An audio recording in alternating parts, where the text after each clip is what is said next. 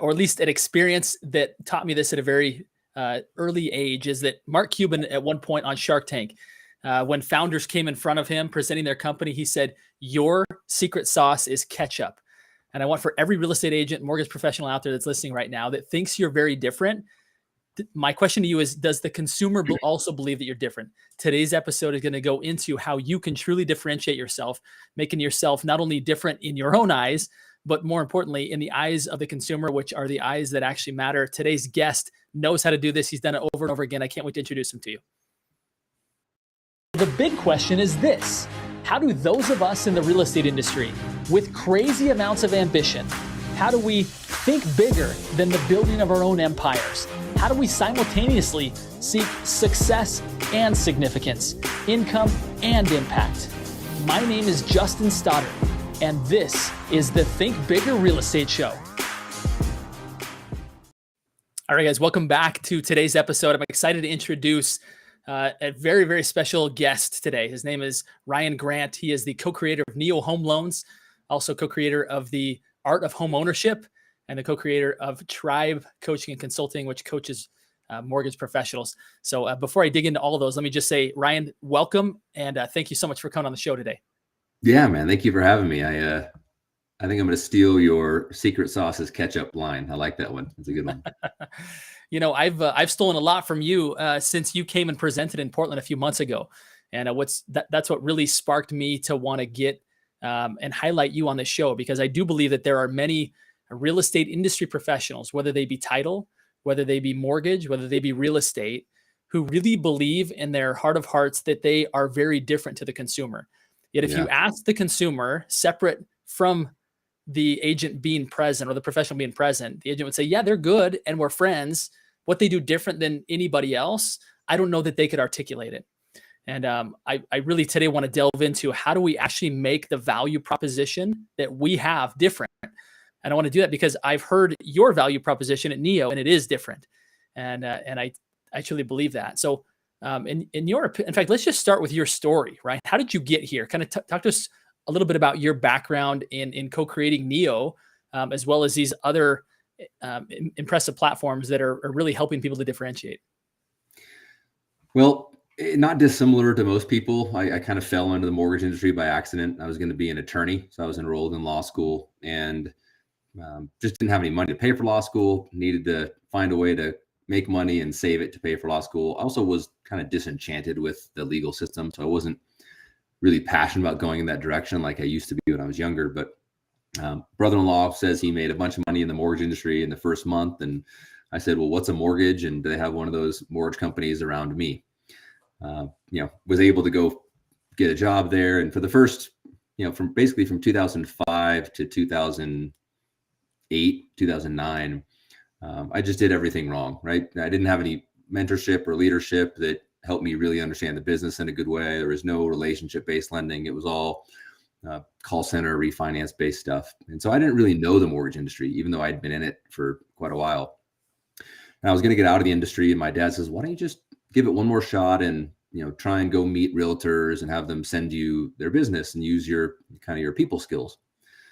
And I was like, I don't think that's a thing. I think you just send out mailers and, do refinances for people. Turns out he was right. It is a thing. And so in 2011, after kind of a tumultuous, first half or first multiple jobs in the industry, I said, okay, well, let's get into relationship-based lending and let's see what that's like. And, from there, it just kind of had this meteoric rise, through just hard work, through showing up, through being around people and just getting people to like me. I was literally not different than anybody else. Just, I think I outworked a lot of people, and I used social media early to be more visible, right? So I marketed a little bit better. But it wasn't until 2018 when I was at the, one of the pinnacles of my career up until that point, where I really realized that I was not inspired by the work that I was doing. I was not motivated. I was definitely not fulfilled with being one of the top debt salesmen in the industry. And there was some things that happened that made me realize I never wanted to be just another mortgage lender, right? I didn't want to be seen as someone who did the same job as other mortgage professionals. If I was going to be anything like $1 more expensive than the cheapest mortgage someone could find, I was not okay with that unless I could tangibly show them how I can be more valuable to them for the next 30 plus years of their life. And so we dove into that hard in 2018. That's where Art of Homeownership was created, really selfishly just for my team. And then we opened that up to the rest of the mortgage and real estate industry. And then Neo evolved out of that. I realized that there's a lot of people in the mortgage space that believe what we believe. We were just fractured, right? We were, this group here, all over the country. And our competitor is not, each other. Our competitor is the industry that says, you don't need to know much to get a mortgage. Just click here, fill out a few things, and we'll give you your debt and we'll give you your home. And then that same group makes the assumption that someone's going to go from just a homeowner to being a really successful homeowner in every aspect of real estate and finance, and really holistically well-rounded. And ever since we've been doing that here at Neo, we're attracting talented educators and teachers and people who really want to make a dent, right? Because we believe that the average homeowner deserves a group of people that have a higher level commitment to them. So when people ask us how we're different, we can not only tell them, we can show them. And it's, we don't talk just about customer service and relationship and the same thing that every mortgage or real estate professional says, which is the ketchup of their secret sauce. You said a couple of things that I really want to highlight, Ryan. You said that we can be valuable for people for 30 years, like for 30 years into the future. Most mortgage professionals want to be valuable up until the point that it closes, right? And everybody gets paid, and then they're kind of out. I think that's one thing that I really admired about what you said that really resonated with me, is that professionals that are different, that have a different value proposition, look beyond the confines of the transaction, right? Even leading up to, and this is something that you pointed out at the event, which is, do you believe that you can actually help somebody to make a decision to purchase, for example, like a rental property? Like, are there more opportunities out there that we can create, right? I was entitled for a number of years, and I had one of my managers actually reach out and say, you're doing a lot of things to really differentiate, but do you believe that our industry is just a zero-sum game? In other words, the same number of transactions will exist no matter what. Our job is just to go grab market share. And I didn't have an answer for him at the time. As I've thought about that, I think the typical professional thinks of it that way, is that there is a limited amount of pie available, and I've got to go squeeze somebody else out in order to get mine. And of course, if you're better, you should. But I also think that what you guys are teaching, even on the front end, let alone what you just taught us on the back end, which is you can actually help consumers make better decisions and own more real estate and own more properties, which creates a whole new opportunity that wasn't there before. And I think that's absolutely beautiful, because rather than competing against other mortgage professionals, just trying to say, I've got a better mousetrap, you can actually step into someone's world and say, you know what, rather than buying that, overinflated vehicle, what if you were to do this and actually do some planning with them, right? Actually do some mortgage planning, some financial planning. And I love that concept, because it really does put you into a conversation that your competition doesn't know exists. And I got that line from Trevor Hammond, who you work very closely with. Is it like other professionals aren't having that conversation, and why would they? Because they're not getting paid on that. So that's not but you guys see it as very different. Well, yeah, I mean, not only can we do that, but I, at a cellular level, believe that we should do that. Real estate agents, mortgage professionals, we are highly compensated. I believe, if I'm transparent, we're overly compensated for what the industry does today, which is transaction management, right? It's, if Justin, if you're my normal standard client and I'm a real estate and mortgage professional, I'm going to wait for you to decide to buy, sell, or finance a home. I'm then going to hope that my marketing efforts or my outreach somehow gets me in front of you. And then I'm going to tell you I'm going to be the best person for your transaction for the next 30 to 60 days and give you great customer service, try and build good rapport. And then I'm going to give you a pat on the back and say, man, I hope you figure out what's next, right? And please call me when you figure that out. Here we are, a group of, what should be highly educated real estate and finance professionals who understand how to create and grow generational wealth with real estate, with finance, with leverage, understanding, liability management. But we don't then offer that as a continual product to the client that we just earned a good amount of money on. Like if you look at a real estate transaction or a mortgage transaction over 30 days, and let's just say it's a $10,000 commission or income or whatever the number is, right? Could be a lot more, could be less. If you don't see it as making $10,000 for 30 days, right? If you see it as making, what's that? 10,000 divided by 30 years. So 10,000 divided by 360, you're really making $27 a month. That's how we should, I believe we should be paid. Right. And if we want to earn that $27 a month off of Justin or the Smiths or the Davidsons, then we have to show up and do our job for 360 months, which is help that client proactively navigate the changes and evolutions of their life that will inevitably happen, to help them accomplish goals and create real estate livelihoods for themselves and financial betterment that they would just simply not do otherwise. Right? But our industry has just never done that. We've disconnected at the point when the transaction is done, and we hope they figure out what's next. And it's very obvious that that's not going to happen. Even more so when you said something along the lines of, creating or competing in an established marketplace where there's a finite number of transactions. What we teach is create an uncontested marketplace where there's an infinite number of transactions, and the way we do that is we reach out to the people who are not actively thinking of buying or selling real estate, and we educate them as to why that could be financially beneficial for them, short-term, long-term, and then we help them take those steps, right? But I believe that's the real estate and mortgage professional of the future. Now it's going to take change. It's going to take, a lot of us doing a lot more education and becoming more confident in our own skills. Like you were at the event, right? Where I asked the audience, I said, who in here is 100% confident? I think I backed it down to 90% confident in all the things you're doing, your own real estate and financial livelihood.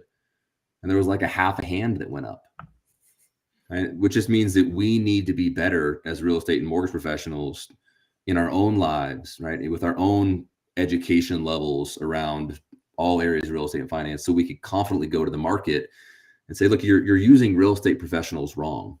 Right? You're incorrectly using mortgage professionals. You're thinking they're transactional when in reality, they're committed to you long-term, well before, small during, mostly after. I believe very much in what you say. The book I authored, The Upstream Model, very much teaches a more holistic approach to this model of real estate, right? And just sales, like service-based industries in general. And something that's really fascinating to me is this concept of really being more of an advisor. Now, everybody says that, it's kind of catch lingo, but truly stepping back to say what's in the best interest of the client. And again, not just through the lens of the next 30 to 60 days, but long-term. And I agree with you, is that if professionals don't start to do that, yes, it will take change. And I believe that those that don't actually do that deserve to be replaced by technology. Because if all that they are doing is simply answering an email, answering the phone when someone says it's time to go, why are you bothering a human with that? Just go to AI, right? Just go to the app on your phone. And I believe that those that really understand the fact that it's not just a matter of connecting somebody to a loan that a computer can do, but really saying, tell me where are you at in life and why are you here and where do you want to be and why do you want to be there? Now let's look at all the options. And that's very difficult, I think, for AI to replicate, is to really get into the soul and emotion and mind of people and help them to think in a way they haven't thought before about the possibilities that could be. Like AI is a pretty good order taker, right? Yeah. Tech in general is a pretty good order taker. What it's not good at is really connecting with people on a very human level and painting a picture of what could be possible, and then laying out a roadmap on how I can help lead you to get from A to B. And when that starts to happen, I believe that mortgage professionals, title professionals, real estate professionals have a right to be well paid and to remain at the center of the transaction, because their fee has an incredible ROI on it, an incredible ROI. It's not an expense anymore. It's an investment. And why For would sure. people not want to put money into an investment that has a great return? Yeah, and there's a saying we say at Neo all the time, which is wealthy people aren't wealthy because they have money. They're wealthy because they have information, Hmm. right? I mean, you look at all the billionaires in the world, they have family offices, which is basically a group of people that they hire. They have their physician, they have their accountants, they have their attorneys, they have their, wealth managers. And these people, their job every day is just to help them save and make money. The average person doesn't have that. They're not going to get that. Yeah. Right? The average 70% of America doesn't have an estate plan or will or trust. 86% of Americans won't reach out to a financial planner. Right? We just stick our head in the sand and hope life gets better. But it's because no one's offering them anything. Right? But more people, 95% of people will likely just at some point wonder, I wonder if I could just buy a house. Right? Which means that our industry, real estate and mortgage, has the greatest opportunity to help the largest number of families to grow their generational wealth. We've just never stepped into that space. We've just been there when they need transactions.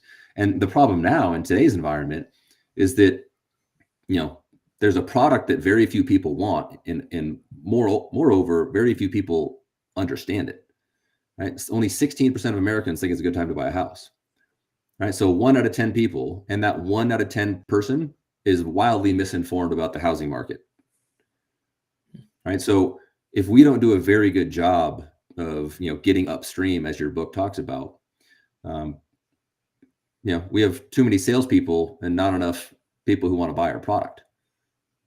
When in reality, if we actually adopted clients, right, whether they want to buy a home or sell a home or not, and we just started educating people, right, we can create a whole new market space and move the market in a way that's sustainable, and it's realistic, not the last couple of years of insanity. Yeah, there's no shortage of money that people could be putting into these investments. Really, when you look at the way that consumerism is so good at getting people to part with their money for things that are not good for them. Yeah. If we even got to be a percentage as good as them at educating them on what was good for them long term financially, there would be, like you said, an entirely untapped pool of probably more transactions than we could handle. But I believe that part of the reason why is because you don't have professionals like you guys are training up to actually have the heart and the system to go teach people how to think that way and how to think differently and be better for themselves long term. So it's fun to see that. So just kind of recapping a couple things here for those that are really interested again in how do I make myself different. First and foremost is recognize that you probably are not as different as you may think in the eyes of the people around you.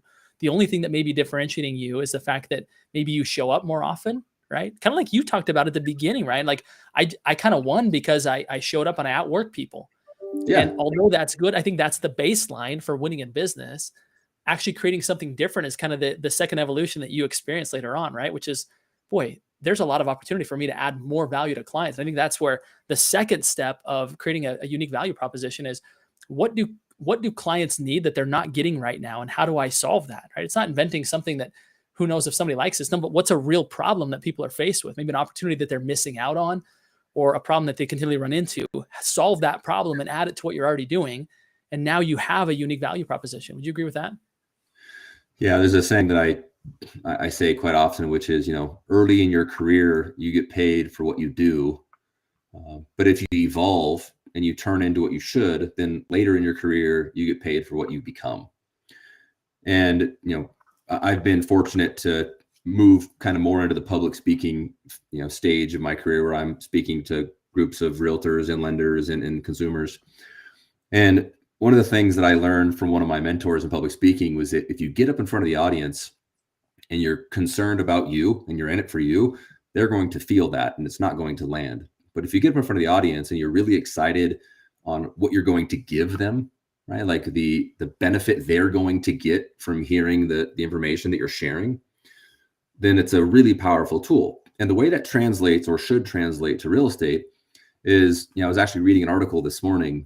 My family and I, we have a home up in Lake Tahoe. My wife's from Lake Tahoe. It's a super special place to us. We have a ton of friends there and a great community.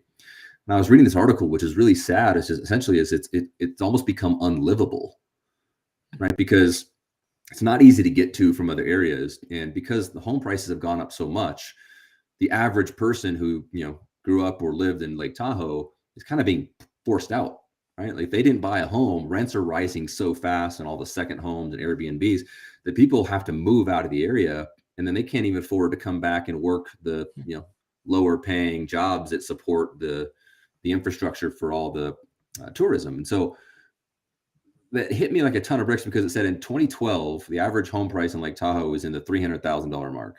And today it's well over 900,000. That's a 300% increase. And if you look at what should have happened, right?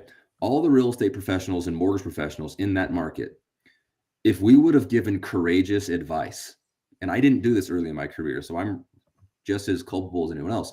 If we would have given courageous advice to people who were not actually thinking of buying a home, those people would not only still be able to live there, but they would be life-changingly wealthy, right? Like, generationally changing their family for generations to come, because they made a decision in 2012 or 13 or 14 or 15 to do something scary. But they didn't do that, right? They didn't make that decision, because why the hell would they? We don't teach real estate or finance in our society. So every time they thought about, maybe I should buy a home, all they saw was home prices going up. And they thought, well, no, home prices are going up, they're going to come down. And so the real estate and mortgage community, we failed most people who didn't buy homes from 2012 until now. And now those people are displaced, right? So we got to stop thinking as a real estate or mortgage community about what we can get from people. We have to start thinking it's our responsibility to give the information we have to people who are scared and nervous and uncertain, and help them create confidence and excitement and motivation, because there's never going to be a bad time to buy a home. There's going to be bad times to sell one, right? But the worst time to buy a home is never. It's up to us to go reach out to people to help them make that decision. And then once they've made the decision, we can't leave them, right? Like, we can't be like, hey, I hope you figure this all out in your own accord, right? I hope you really understand retirement planning with your real estate asset. I hope you understand, all the insurance that are going to be necessary. I hope you understand life insurance, umbrella insurance. I hope you understand estate planning and wills and trusts, right? Tax management. They're not going to know any of that stuff, right? So they'll just own a home, but in order for them to become a successful homeowner, that's where we have to continue to engage and follow up and help them set plans and goals and navigate their life. And that will be the real estate and mortgage industry of the future. The only question is, who's going to do it well? Who can do it at scale, right? And who can convince the average consumer that they don't need cheap, right? What they need is value. I think you bring up another really powerful point about value propositions. Is value propositions become very powerful when they are about the other person, right? When the proposition is about, how do I simply close more transactions? Again, that's a value proposition to us, but not to the consumer. Keep in mind that true value proposition is when the consumer says we're different, when the consumer says we're better.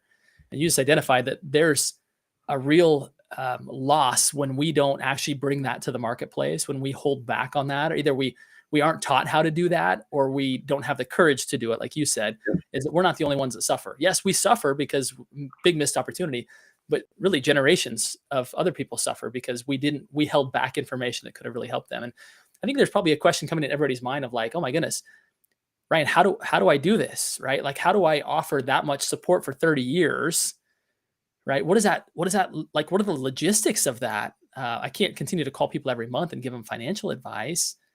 Yeah, nor should you.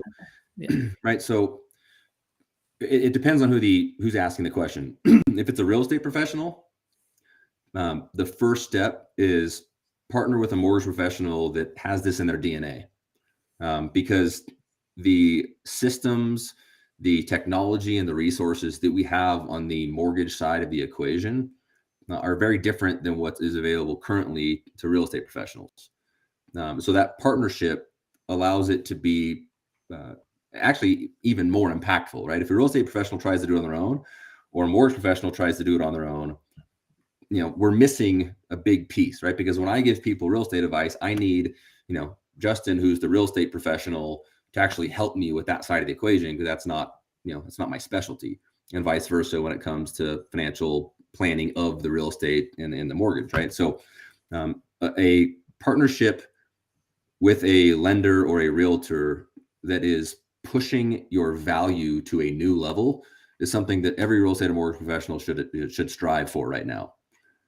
If you're working with a lender who is just doing a good job closing your loans, you're doing it wrong. Right? If you're a mortgage professional and you're just working with a realtor who has good customer service and people love, you're doing it wrong. Both of you have to be committed to the totality of how you're going to serve that client into the future. Right? And then what you do is you bring in your other ancillary partners, right? So you bring in your financial planner, you bring in your estate planning attorneys, you bring in your contractors and your CPAs, and we create a family office surrounding a client where, look, they don't have to buy or use any of these services, right? They need to be aware of them. They need to know if it makes sense for them. And if it doesn't, maybe they set up a Schwab account where they can move money and just get into a low-cost index fund. We're never going to overstep our boundary or our licensable boundary of trying to manage someone's portfolio, right, or sell them life insurance. But we are going to tell them that we're committed to them, but it takes people, systems, and technology. And what I've learned over the past 4 years of doing this is that doing it on your own is really hard. It's not impossible. Like my team did it on our own, but we're a bigger team. We had more resources, right? We had the ability to invest in technology because of our scale and size. We work with some of the best real estate agents in the country who also, want to make the investment in their client. So to each person, it'll be a little bit unique, but I'd be happy to help anybody understand their path. I think taking it back to how you started off is that those that are really truly wealthy have created what you call a family office. And I haven't heard it said that way before, but I think that's a key point that I was hoping that you would highlight, is that as a professional, it's not our job to be all things to all people. However, it is to have a pre-vetted team of financial professionals that we can bring in whenever there's a weak link in somebody's team, right? And I think one thing that I teach, in fact, I'm getting ready to do a workshop on this a week from this Wednesday, in which I'm going deep on how to create a team of really professional referral partners. But the design isn't just to get referrals. And that's how most people think of professional networking, of like, I'm gonna team up with a financial advisor so I can get referrals. And that's why it never works. When people are like, I tried, it didn't work very well. It's because you're coming in of what you can get out of it, right? Which is the same concept that applies to the consumers that we serve. But instead of thinking that, it's like, how can I take the value that a financial advisor offers and offer that light to my client so that my value proposition is enhanced, and at the same time be able to refer my clients to any one of those professionals who they need at any given time that will help take care of them for the next 30 years, right? That's where all of a sudden your concept of taking care of people for the next 30 years is that, yes, you're in it with a heart for that, but you've also put a team around you, technology like you're talking about around you, that allows you to actually create this family office around the average middle-class person that normally only the elite wealthy would have, which is a brilliant and powerful concept. And it's very much aligned with how I think, and again, how I believe that well-paid professionals will remain well-paid and will deserve to stay at the center of the transaction, as opposed to being pushed out by technology. Yeah, I think the key there is that everybody in that kind of sphere, right? All the professionals that are going to be surrounding that client, they have to really believe in each other. And what I'm finding is, especially now, because it's such a scarce environment, right, is that people are actually, like professionals are actually looking for cheap, not valuable.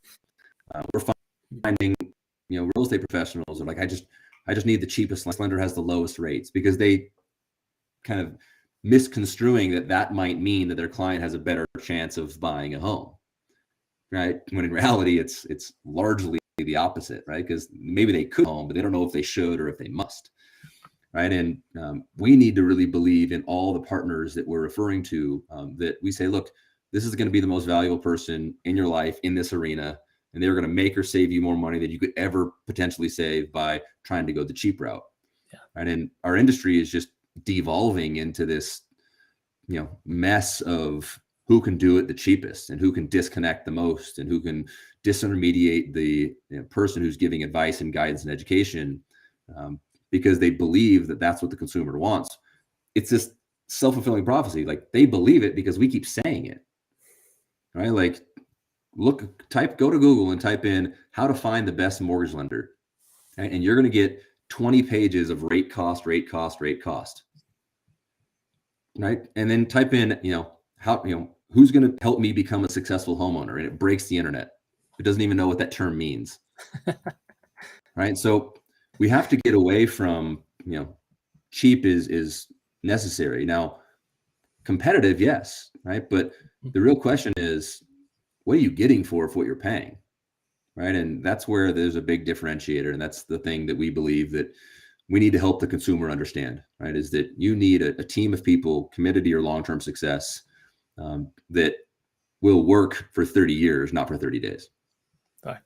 Such powerful concepts. Again, for anybody who has maybe struggled with your value proposition, right? Of how to do it. Ryan, what you guys have done at Neo and the other companies that you've co-created, very powerful lessons, for all of us here. I'm going to put a link here inside the chat. Any that are interested in this workshop that I talked about, where I'll be going more in depth on these principles for real estate agents. Ryan, how can people get in contact with you, continue to follow you, potentially team up with someone that works with Neo to kind of get this experience for their clients? What does that look like? Yeah, I would say you could reach out to me, Instagram at Ryan Grant Neo. So just name NEO. Reach out on LinkedIn. Awesome. You can go to neohomeloans.com and ask to inquire there. I think the social media channels my team manages really well, and we kind of work through. So those will probably be the two best places. I love it. Great stuff here. Again, guys, if you haven't, again, kind of really delved into how does the end consumer see me? And do they really see me as being different and better? The principles that Ryan has just helped us uncover here. Fantastic. I've got one more question for you, Ryan, which is, you are a big thinker. You're doing some incredible things, building out really kind of a new way of thinking for the mortgage industry, which really benefits the consumer in a big way, which is very valuable, is very different, is very much better in my opinion. What is it that Ryan Grant continues to do to continue to be a big thinker, to continue to expand your possibilities, to continue to grow? What does that look like for you? For me, it's just always been finding out what's wrong. Like what's the challenge? Where's the disconnect, right? And how do we solve for that? And it's been very clear that, at least in the last 10 years of me really focusing on this side of the industry, the disconnect is between the haves and the have-nots, right? The haves are clearly winning when it comes to, growing their wealth and, acquiring more real estate. The have-nots are being left out because, again, as an industry, we're only helping the people who already know what they're doing. And when we do help those people, what's wrong in our industry is that they see us all as exactly the same. I did a presentation in Vegas last week where I showed the exact same products for different prices. And I just asked them, which one are you going to buy? Right? And everyone just went with the cheaper one. Right now, these are standard products like toilet paper and t-shirts and shoes. Mm-hmm. But that's our industry. And if we're telling ourselves otherwise, we're just kidding ourselves. Right. And so look in the mirror and say, why you? But before you answer that question, you can't say customer service. You can't say speed. You can't say relationship. You can't say trust. You can't say negotiating. You can't say marketing. Right? Because that's what every single one of your competitors says. So think about what you say and then ask yourself, can a competitor of mine say that? Now, if they do it or not, that's another story, but that's a post-fact problem. But if your competitor can say it, then you're not different. You're not unique. You're not special. And you're probably not any more valuable than the next person. So look, if I can help anybody solve that problem, because again, we're solving the problem of our industry, and then we're solving the problem of the end user, the consumer, right? Who's being left out, and the haves are taking over and buying real estate at a pace that's unprecedented right now. So we're just continuing to try and solve those two problems, and we'll see what problems come up after that. I mean, not to get us down another path, but I know one thing that you guys pointed out in the presentation is that while the media is telling people it's a bad time to buy, you've got massive hedge funds, right? Goldman Sachs, JP Morgan Chase, that are buying up single family homes at the rate that they never have before. So if that doesn't tell you something about the haves versus the have-nots and just the different information that we're being fed, again, just simply being a voice of the truth about the right time to buy, I think is super valuable and does set you apart. So, Ryan, again, thank you so much for being who you're being, and as far as, or being who you are Yeah. in this industry that needs you, and the consumers that need this different value proposition. Appreciate you teaching us how to look at a value proposition differently, and I appreciate you helping us to think bigger today. So, Thank you, Justin. Yeah, it's been cool to, it's been great to get to know you, and thank you for sending the book. I really loved it. If you guys have not had a chance to read the Upstream book, I highly recommend it. But yeah, thanks for being one of the good ones and helping us push this industry forward. I love it. I love it. And to everybody listening here today, these final 3 words are: go think bigger. Ryan, thanks for helping us do that today again, my friend. Yep. Talk soon. Be honest, hearing good ideas is not enough. You have to apply them in order to get the results desired.